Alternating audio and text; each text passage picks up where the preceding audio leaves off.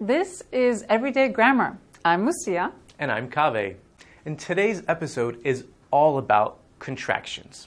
Contractions are ways to shorten words and phrases. For example, I am can be contracted to I'm.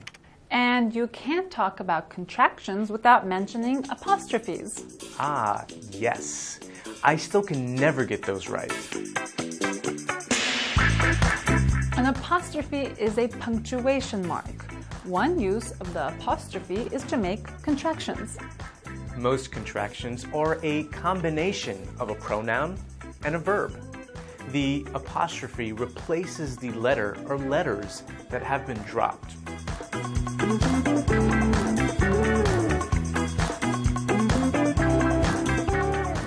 Contractions are difficult.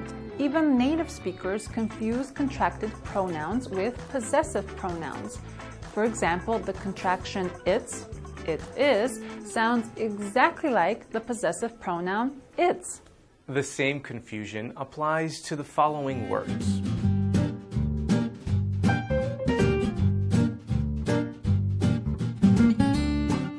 That's really good to know. Here's another tip.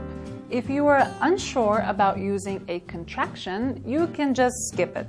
In fact, we don't use contractions in formal writing. What about speaking? Contractions in conversation are fine. Most native speakers can't help using them.